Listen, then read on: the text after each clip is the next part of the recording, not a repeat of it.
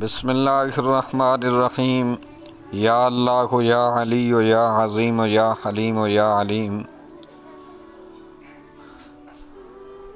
تمام دوستانی خدمت نوا السلام علیکم ورحمۃ اللہ تعالی وبرکاتہ۔ سلسلہ سوال جواب نوا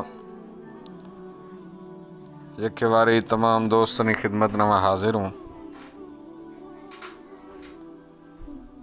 محمد طلحہ زبیرہ یک سوال لکھے سے ہیں کہ چیشت علماء اہل سنت اے مسئلہ بارا کہ فجر نماز نوا آخری رکعت نوا رکوع سے بعد ملاگا اور امام کٹھائے گا سلام پھیرا گا سے بعد فازاگ وطما نماز ثنا سے شروع کنوں یعنی سبحانک اللہ سے یا وط سورت فاتحہ سے شروع کرانے اور باقی نماز یک رکعت پڑھگی بھی یا دو پڑھگی بات چرنگ پڑھونے۔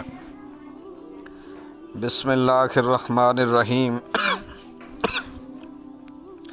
الجواب بعون الملک الوہاب۔ دو رکعت پڑھوں اے واسطہ کہ رکوع سے بعد ملسوں رکعت دگت ہو چکے سے لہٰذا دوئیں ادا کھنگی بھی اگوں دوئیں ادا کھنگ ضروری ہیں اور ثنا سے رکعت آغاز کھنوں چونکہ حدیث کتاب نہ مذکور ہیں۔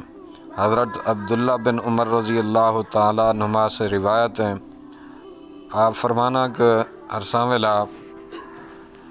ہرساں دیا امام را رکوع حالت نما پائس ہیں اور امام سر زیرگا سے پیشا وہیں رکوع سو گئے تھے تو آدیاں تو رکعت پائس ہو گئے تھے اور ہرسامی رکوع نما امام را نہ پائس ہیں بلکہ امام پیشا سر زرت ہو گئے تھے اور یادیں جھکے سوچتے ہیں تو ایشی رکعت آہن ہیں۔